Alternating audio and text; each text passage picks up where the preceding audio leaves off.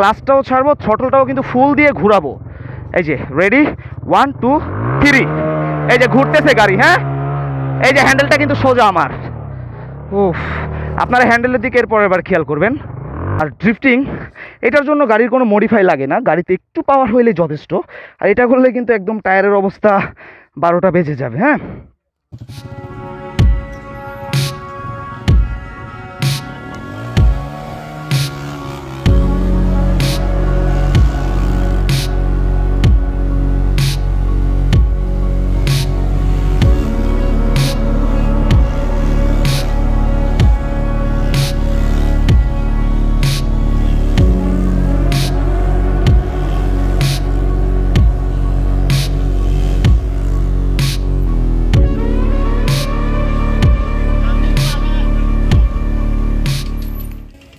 তো অনেকে আমার এইটা জিজ্ঞাসা করছেন যে আসলে ড্রিফটিং কিভাবে করা হয়।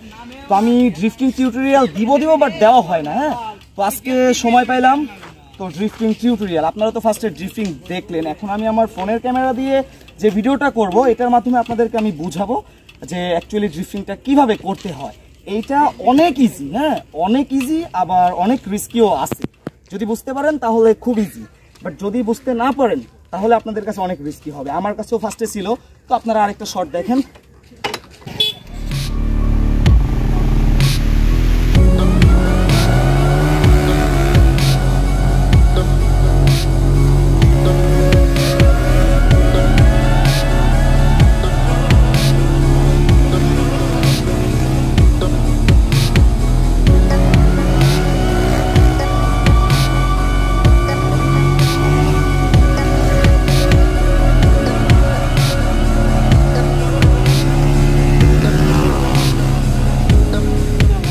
আচ্ছা, তো ড্রিফটিং, হ্যাঁ এবার দেখেন আপনারা কিভাবে করতে হবে।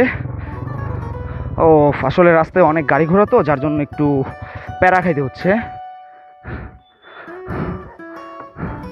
তো ড্রিফটিংয়ের ব্যাপারটা সম্পূর্ণ প্রেশারটা বাম পায়ের উপরে থাকবে, মানে ওইটার প্রেশার বলা চলবে না, ওইটা দিয়ে আপনার ব্যালেন্স করতে হবে। হ্যাঁ, তো দেখেন এই যে ঘুরতেছে, বাম পায়ের ওপর কিন্তু ঘুরতেছে। হ্যাঁ,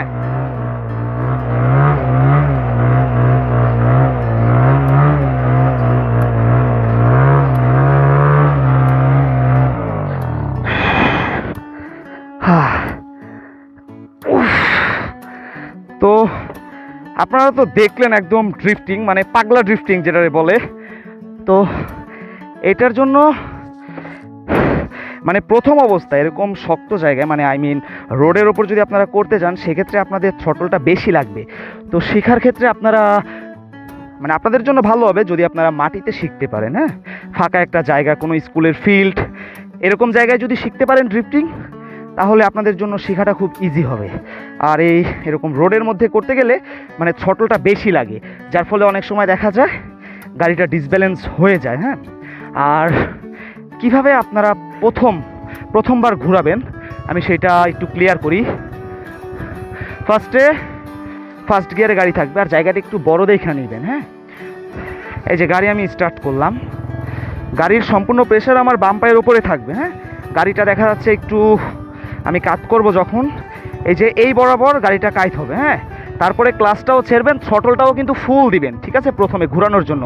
এই যে আগে দেখেন, রেডি 1 2 3, এই যে প্রথম থ্রটলে গাড়িটা ঘুরবে। হ্যাঁ, তারপরে দেখা আবার এই যে গাড়িটা ঘুরলো, গাড়িটা কিন্তু ঘুরতেছে। হ্যাঁ, ক্লাসটা একদম ছেড়ে দিবেন, ক্লাস ধরাই যাবে না।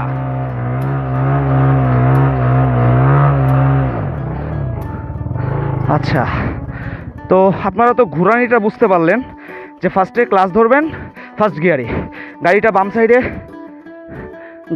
সাইডে কাট করবেন, দেন আপনারা ক্লাসটাও ছাড়বেন আর থ্রটলটাও ফার্স্টে ফুল দিয়ে গাড়িটাকে ঘোরাবেন এক পাক। গাড়িটা যখন এক পাক ঘুরবে তখন আপনার মধ্যে একটা ব্যালেন্স চলে আসবে, আর তখন হ্যান্ডেলটা প্রথম পাক যখন ঘোরাবেন তখন হ্যান্ডেলটা এরকম মানে বাম সাইডে কাত থাকবে। বাট যখন গাড়িটা একবার ড্রিফট হইলো এক পাক অন্তত ঘুরছে, তখন আপনারা হ্যান্ডেলটা অলওয়েজ সোজা রাখবেন। হ্যাঁ, সোজা রাখলে কি হবে, সামনের চাকা স্পিড বেশি পাবে না, সামনের চাকাটা জাস্ট একটু সার্কেল হবে, আর পিছনেরটা কিন্তু সার্কেল হয়ে ঘুরতে থাকবে। হ্যাঁ, আপনাদেরকে বুঝাচ্ছি, আপনারা ভিডিওটা দেখেন তাহলে বুঝতে পারবেন।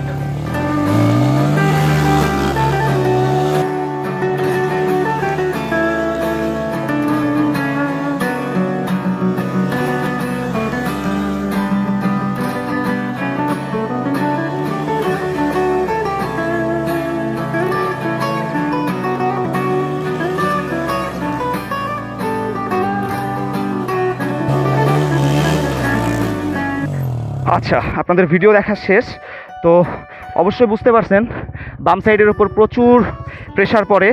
তো আরেকবার দেখেন কিভাবে ঘোরাবেন, 1-2 পাক তো ফার্স্টে শিখতে হবে।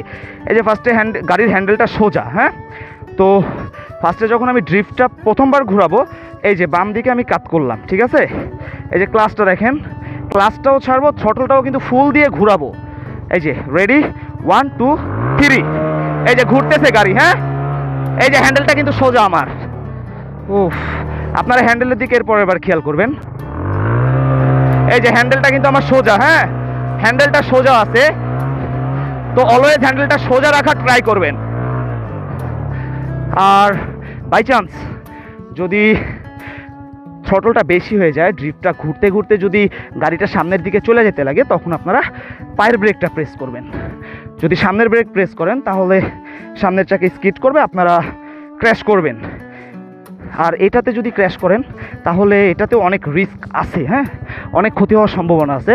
তো আমি আরেকবার দেখাই, রেডি, 1 2 3, এই যে ঘুরতেছে। হ্যাঁ, হ্যান্ডেলটা সোজা, অলওয়েজ হ্যান্ডেলটা সোজা, হ্যান্ডেলটা যত পারেন সোজা, মানে বাম দিকে হ্যান্ডেলটা যাবেই না, ঠিক আছে।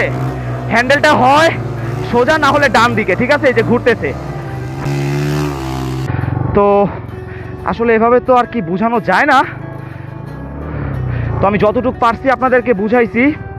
আপনারা তারপরেও যদি বুঝতে না পারেন আমারে নক করবেন, আমি যতটা পারি হেল্প করব। আর ড্রিফটিং এটার জন্য গাড়ির কোনো মডিফাই লাগে না, গাড়িতে একটু পাওয়ার হইলে যথেষ্ট। আর এটা করলে কিন্তু একদম টায়ারের অবস্থা 12টা বেজে যাবে। হ্যাঁ, অলওয়েজ এটা মাথায় রাখবেন, ফার্স্টে যখন আপনি ড্রিফটিংটা ঘোরাবেন তখন আপনার গাড়ির হ্যান্ডেলটা বাম দিকে কাত থাকবে। বাম দিকে কাত রাইখা ক্লাসটা আর থ্রটল ওই যে উইলির মতো ক্লাসটাও ছাড়বেন, থ্রটলটাও বেশি দিবেন এখানে, যার ফলে গাড়িটা এক পাক ঘুরবে। আর গাড়িটা যখন ঘুরতে লাগবে তখন আপনারা হ্যান্ডেলটা সোজা রাখবেন। সোজা রাখলে কি হবে, মানে ক্র্যাশ হওয়ার পসিবিলিটি থাকে না। আর হ্যাঁ, অনেকেই ভাবেন যে ড্রিফটিং এটা তেমন কোনো ব্যাপার না, এটা না সেটা না, কিন্তু যখন আপনারা ড্রিফটিংটা করতে যাবেন তখন আসলে বুঝবেন যে এটা কতটা প্যারা। হ্যাঁ, এটাতেও রিস্ক আছে। তো অনেকেই ভাবতে পারেন যে ড্রিফটিংটা অনেক ইজি। হ্যাঁ, বাট আপনারা যখন ড্রিফটিংটা করতে যাবেন তখন অ্যাকচুয়ালি বুঝতে পারবেন যে এটা ইজি নাকি হার্ড। তো তারপরেও সর্বোপরি একটা কথাই বলি, ওই যে practice make a man perfect. আপনারা যত প্র্যাকটিস করবেন তত আপনাদের স্কিল ডেভেলপ হবে। আর হ্যাঁ, এটা ড্রিফটিং এইটাও কিন্তু অনেক রিস্ক আছে। আপনারা অবশ্যই করার সময় নিজের সেফটি, হেলমেট প্লাস লেগ গার্ডটা মাস্ট বি নেবেন, কারণ বাই চান্স আপনার গাড়ি যদি পড়ে যায় সেক্ষেত্রে কিন্তু বাম পায়ের ওপরে গাড়ি পড়বে, ঠিক আছে। তখন কিন্তু আপনার সম্পূর্ণ গাড়ির প্রেশারটা আপনার বাম পায়ের ওপরে পড়বে। সো যদি বাম্পার না থাকে তাহলে কিন্তু ডিরেক্ট আপনার পায়ে হিট করবে, গাড়িটা একদম ডিরেক্ট আপনার পায়ের ওপরে পড়বে, অনেক বড় ধরনের ক্ষতি হইতে পারে। সো অবশ্যই আপনারা হেলমেট প্লাস লেগ গার্ড আর জুতা মাস্ট বি থাকতেই হবে। আর আরেকটা কথা বলি, আপনারা রাস্তায় যখন ড্রিফটিং করবেন, মানে পাকা রাস্তায়, তখন আপনাদের জুতার অবস্থা কিন্তু একদম 12টা বেজে যাবে। হ্যাঁ, আমার 4টা জুতার বাম সাইডে একদম নাই। সো আপনারা ভালোভাবে হেলমেট, নিজের সেফটি প্লাস জুতা আর লেগ গার্ড এটা নিয়ে প্র্যাকটিস করবেন, তাহলে ইনশাল্লাহ পারবেন। তো আজকের ভিডিও এই পর্যন্ত, আবার দেখা হবে নতুন কোনো ভিডিওতে। আল্লাহ হাফেজ।